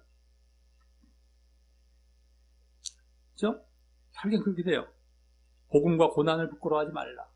복음은 내가 복음을 살라가면서, 고난을 부끄러워하지 않는 것은 뭐예요? 내가 계속 복음을 전하면서, 아까는 신앙적인 차원에서 내가 믿음과 구원의 길을 계속 가면서 복음을 부끄러워하지 않아요. 복음 내용 자체가 믿음과 구원인데 계속 살면서, 이 또 고난을 부끄러워하지 않는 건 내가 사역, 복음 전파 사역을 계속 하면서 고난을 부끄러워하지 않는다. 오늘 복음과 고난을 부끄러워하지 말라라는 거, 여기에 초점이 있었단 말이죠. 그리고 또 그렇게 복음과 고난을 부끄러워하지 않게 되므로 결국 8절에서 말한 복음을 위해 고난에 동참하라라는 것이죠. 이게 더 최종적인 명령이죠. 복음과 고난을 부끄러워하지 않으면, 복음과 고난에 동참하는, 복음을 위해 고난에 동참하는, 부끄러움과 동참과는 이건 지금 상반된 의미로 자꾸 쓰인다고 했습니다. 근데 복음과 고난에 대해서 부끄러워하지 말고 복음과 고난을 동참하라. 복음을 위해 고난에 동참하라. 이게 되는 겁니다. 예? 자, 하지만 다음 15절부터 18절에서는 이제 이런 모습과는 반대인 자들, 즉 복음과 고난을 부끄러워하며, 그래서 바울과 이 복음과 고난에 동참하는 자가 되는 것이 아닌 바울을 버린 자들, 바울과의 이러한 동참자가 아닌 바울을 버린 자들의 예와, 하지만 또 그 반대로 고난에 동참한 자, 바울의 동참한 자의 예를 또 말을 합니다. 디모데도 그렇게 동참자가 되도록, 동참하는 자가 되도록 이 사례를 보이는 것이죠. 이것들을 통하여서 너가 동참하지 않는 자에 서지 말고 동참하는 자에 서라 라는 또 사례를 보이게 되는 겁니다. 먼저 15절은 바울을 버린 자들의 예로서 아시아에 있는, 아시아라는 건 물론 이제 소아시아에 있는 그 아시아입니다. 어쨌든 아시아에 있는 모든 사람이 나를 버린, 더 정확히 나로부터 돌아선 이 일을 내가 안 하니 그 중에 부겔로와 허모게네가 있느니라 라고 합니다. 이때 물론 아시아는 이제 모든 신자들이, 아시아의 그 모든 신자들이 바울을 버린 것을 말하는 것이 아닌, 지금 문맥상 지금 바울이 투옥되어 있는 그 로마에서 바울의 고난을 부끄러워하며, 그 투옥된 그 고난을 부끄러워하며 바울을 찾아가 돕지도 않고, 또 그래서 복음과 그 전파에도 떠난 그 아시아 신자들을 말을 할 겁니다. 무조건 지금 소아시아 저쪽에 있는 아시아 그 복음 전에 다 떠났어, 다 실패해서, 이게 아니라 로마에 와 있는 아시아 그 신자들, 아시아의 신자들 중에서 나를 떠났다라는 겁니다. 나를 떠났다. 그 중에 이제 부겔로와 허목에나가 있다 하는데, 또 이제 보면은 좀 느낌이, 두 명을 또 얘기했고 모든이란 말도 했고 한 거 보면 많은 자가 떠났다라는 걸 이제 보여주고 있습니다. 그러니까 이제 오늘 주제가 되는 이 바울과, 그러니까 복음과 고난에 동참하는 것, 복음을 위해서 고난에 동참하는 것, 이것이 이렇게 쉬운 것만은 아니다라는 것, 또 우리에게 보여주고 있죠. 지난주도 사실 그 바른 믿음, 우양을 쫓는 믿음과 사랑, 그 믿음을 지속해가는 것, 지속성, 그것이 눈물이란 말 속에서 또 만만치 않다라는 것이 보여졌다면, 여기서도 분명히 여기 동참하지 않는 자들이 이제 많이 있었던 거예요. 쉽지 않았던 겁니다. 이때 당시에도 초대교회고, 아직까지 초대교회고, 우리 초대교회는 무조건 잘 했을 줄 알지 않습니까? 근데 안 그래요. 그 어떤 그 스타일은 지금과 똑같습니다. 근데 그 비율이 좀 다를 수가 있겠죠. 예를 들어서 그때 뭐 바울을 떠난 자가 8, 안 떠난 자가 2, 아니면 9, 1이었다면 지금은 뭐 예를 들어서 100대 2, 그러니까 이제 198대 2, 예를 들어서 그때는 뭐 90대 10였다면 뭐 이런 식으로 뭐 80대 20이었다면요. 그 비율이 좀 달라질 수 있지만 그 스타일은 비슷한 거예요. 더 많아요, 더 많아. 예를 들어서 그때 뭐 어쨌든 간에 똑같습니다. 똑같아. 그때나 지금이나 사람들이 싫어하는 건 많은 사람들이 싫어하고요. 또 좋아하는 것도 많은 사람들도 좋아하는 거예요. 지금 보면. 네? 진리와 상관없이. 그냥, 그래서 고난 싫어하니까 떠나는 거예요. 막 떠나. 아유, 그 복음도 떠나고, 고난도 떠나고, 막 그냥. 자. 하지만 다음 16절부터 18절은 그와 반대로 바울의 투옥과 고난을 부끄러워 아니하여 바울을 찾아가 도왔던, 부끄러워하지 않아요. 바울의 고난을. 그래서 바울을 찾아가 도왔던, 그래서 또 복음을 위한 고난 동참자가 된 오네시보로라는 자의 예를 말합니다. 그래서 거기 원컨대 주께서 오네시보로의 집에 긍휼을 베푸시옵소서. 그래서 그 다음 왜냐하면 말이 생략이 되어서 저가 나를 자주 유쾌케 하고, 유쾌케 했다는 말은 회복시키고, 찾아가서 막 여러 가지 도움을 주면서 뭐 물질적, 정신적 도움을 줬을런지 어쨌든 그래서 회복을 시키게 했다, 유쾌케 했다. 여기 지금 회복시키고 나의 사슬에 매인 것을 부끄러워 아니하여. 로마에 있을 때에, 여기 로마라는 말이 나오죠. 나를 부지런히 찾아 만났느니라. 부끄러워하지 않고 자꾸 와서 만나고 회복도 시키는 일도 하고.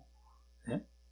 로마에 있을 때라고 하고 해서 아까도 이제 아시아에 있는 사람들, 아시아의 신자들이 로마에 있는 그 신자들을 주로 말을 했다고 볼 수 있겠고요. 라고 하면서 그래서 또 다시 원컨대 주께서 저로 하여금 그날에 주의 긍휼을 얻게 하여 주옵소서. 아까 맨 처음에 했단 말이죠. 원컨대 긍휼을 베푸시옵소서. 긍휼을 얻게 하여 주옵소서. 다시 말을 하고 있어요. 다시 이 오네시모로의 긍휼을 얻게. 긍휼을 그래서 얻기를 바라면서 다음 또 저가 에베소에서 얼만큼 나를 섬긴 것을 내가 잘 아느니라. 그러니까 에베소에서도 섬겼음을 말을 합니다. 에베소는 이제 디모데가 목회하고 있는 그러한 장소죠. 오네시모로가 거기서도 예전에 섬긴 적이 있었던 것 같고 여기서도 변함없이 섬겼던, 로마에서도 그랬던 것 같습니다. 그래서 바울을 직접 그 로마에서 도울 수 있었던 오네시모로 같은 경우는 주로 바울의 투옥되었던 그 투옥된 그 고난을 부끄러워하지 않는 것으로 복음을 위한 고난 동참자가 됨을 목격을 하고요. 복음을 위해 고난에 동참하는 것. 그냥 투옥된 것, 그 고난받는 것을 부끄러워하지 않는 것만으로도 동참자가 되는 거예요. 복음의 동참자, 고난의 동참자. 그걸 목격을 하고요.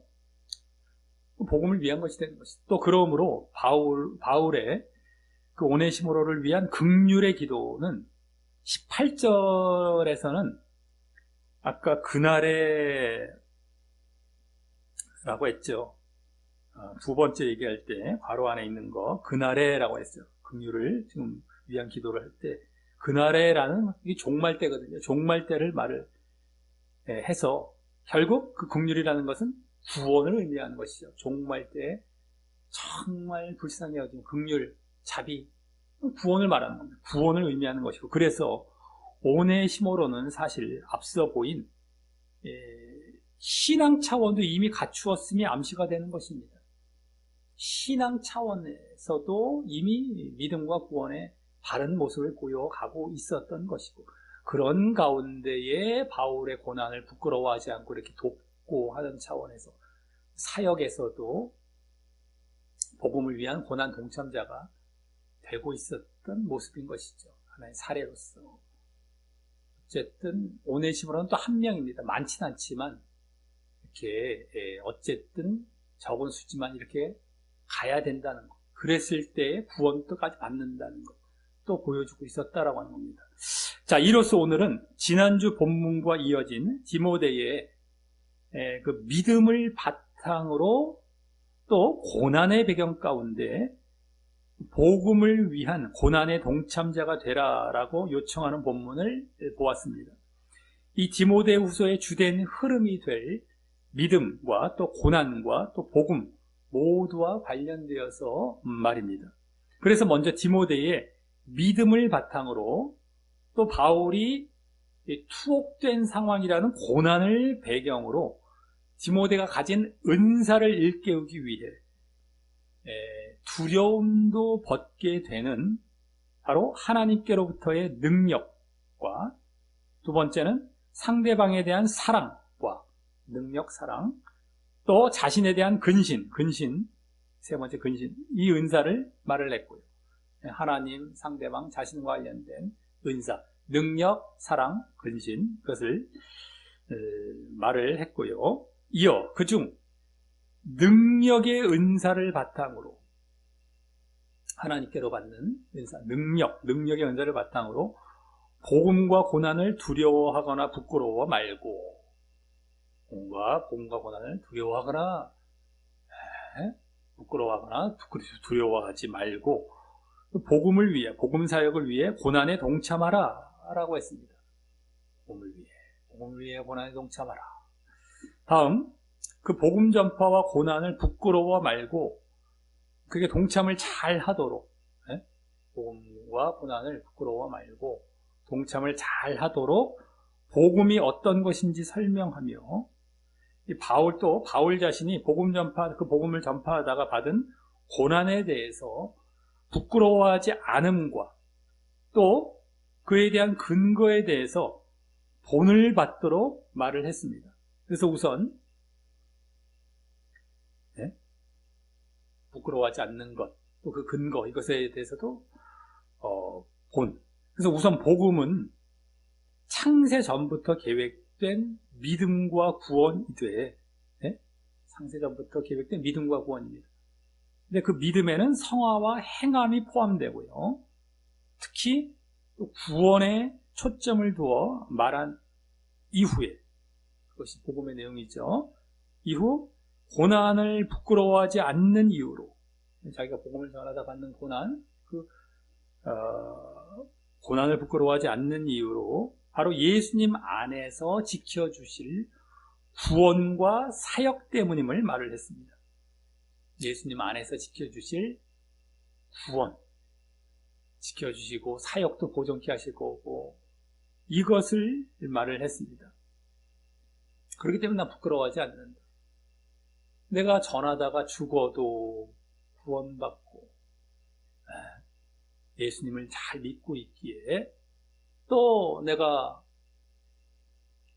사역을 할 때 계속 함께 잘 또 할 수 있도록 해 주실 텐데 내가 왜 부끄러워하겠니? 했던 것이죠. 본. 이어 그러한 바울의 본을 따라 디모데도 이 신앙 차원과 믿음 차원, 신앙 차원과 또 사역 차원에서 요구하여 디모데에게도 그 본을 잘 따르도록 요구를 해서 결국 복음과 고난을 부끄러워하지 않는 그러한 본을 받기를 원했던 것인데요. 복음과 고난을 부끄러워하지 않는 것, 결국 그건데, 복음은 간직하며 복음대로 행함 있는 믿음을 보이며 구원으로 나아가는 삶을 살으면서 그렇게 하라라고 했던 것이고요. 복음대로 믿음을 보이며 구원으로 나아가는 삶을 살면서 간직하라는 것이 소유하고, 복음.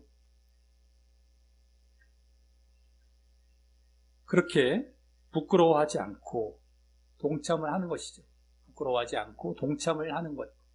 복음에 대해서는 바로 내가 복음대로 살아가는 거예요. 복음은 뭐예요? 믿음과 구원인데 행함 있는 믿음이죠. 특별히 행함 있는 믿음을 보이며 구원으로 나아가는 그 삶을 살며 그렇게 부끄러워하지 않고 복음에 동참하라 라고 했던 것이고, 또 고난은 뭡니까?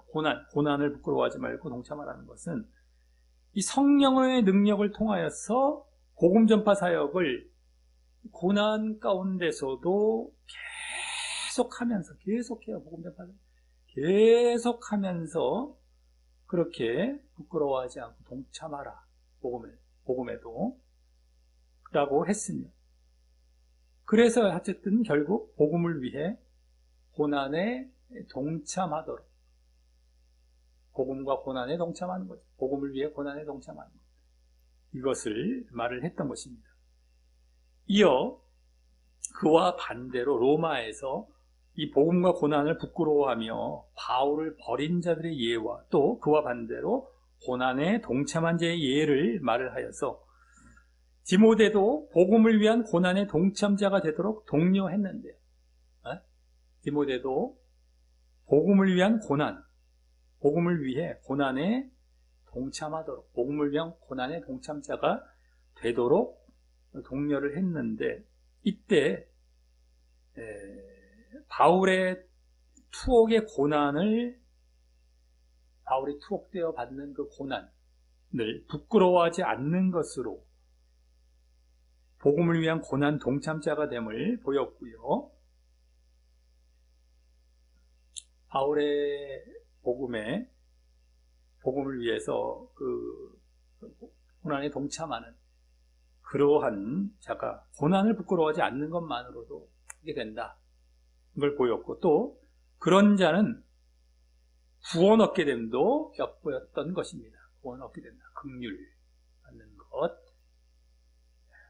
자, 이를 볼 때 오늘 결국 디모데에게 복음과 고난을 부끄러워 말고 이 복음을 위한 고난의 동참자가 되라라는 요구를 하기 위해서 디모데의 은사부터 시작을 해서 복음을 설명하기도 했고, 복음 설명, 또 바울의 본, 디모데의 은사, 복음 설명했고, 바울의 본, 자기가 본, 또 디모데에게 그 본대로 또 디모데에게 요구도 했고, 또 로마 신자들의 사례, 바울의 본,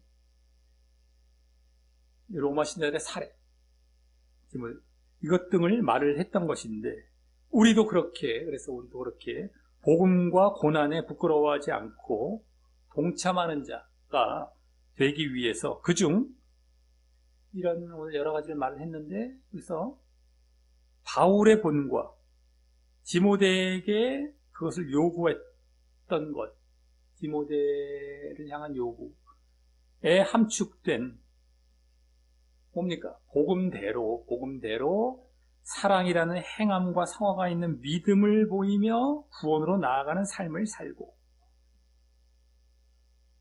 그러니까 복음대로 우리가 삶을 사는 겁니다. 짧게 말을 해서 우리가 부끄러워하지 않고 복음과 고난의 동참자가 되라고 했는데, 한마디로 복음의 동참자가 되기 위한 건 뭡니까? 부끄러워하지 않고 동참자가 되기 위한 것은 복음대로 사는 거예요. 근데 복음의 내용이 뭐예요?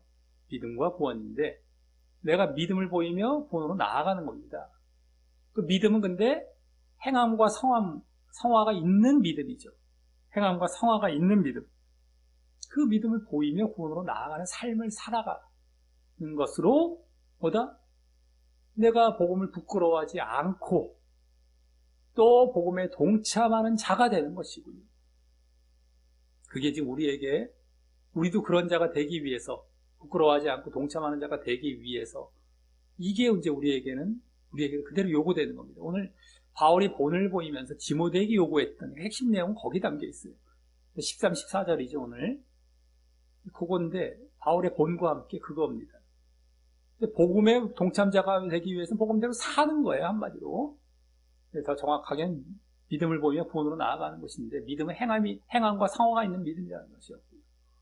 자, 또 고난. 고난을 부끄러워하지 않고 동참자가 되는 건 뭡니까? 고난이 있어도, 고난 가운데서도 성령의 능력을 받아 복음 전파 사역을 계속하는 것이 요구됩니다.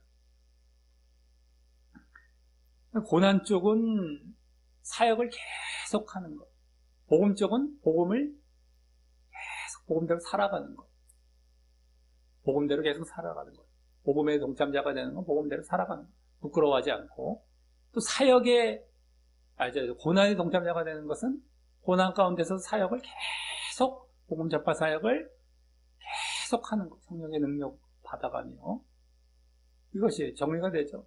신앙 차원, 복음은, 또 고난은 사역 차원입니다.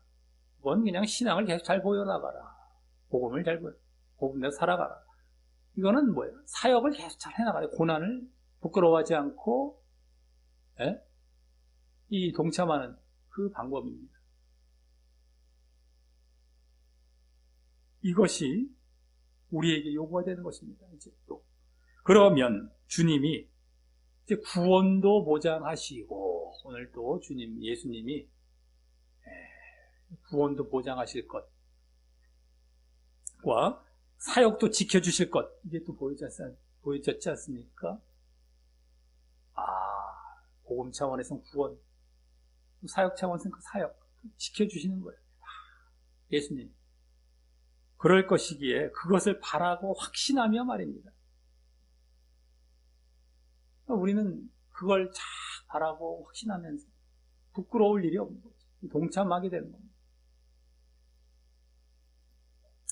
그래서 자신의 그러한 복음의 삶, 또 사역의 지속, 복음의 삶의 지속, 또 사역의 지속, 그것이 우리의 복음과 고난을 부끄러워하지 않고 동참하는 모습이 됩니다. 근데 그것이 쉽지 않다라는 것이 오늘 보여졌다는 말이죠. 당연한 것 아닌 것처럼 느껴질 수 있지만 그렇지 않습니다. 떠난다는 거예요. 고난을 부끄러워하며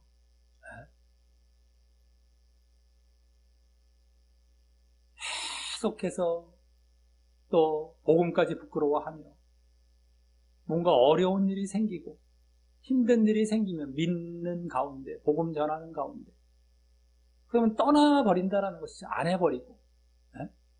그것이 아니라 계속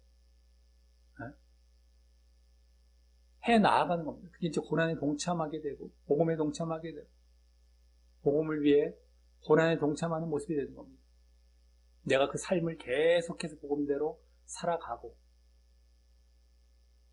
사역도 계속 해 나아가면서 말이죠. 그래서 우리 모두 그러한 자신의 신앙과 사역을 보임으로, 그러한 신앙과 사역, 복음대로 계속 살아가고 사역을 계속 해 나아가는 겁니다. 그러므로 늘 복음을 위해 고난에 동참하는 자가 되시기를 예수님의 이름으로 간절히 축원합니다.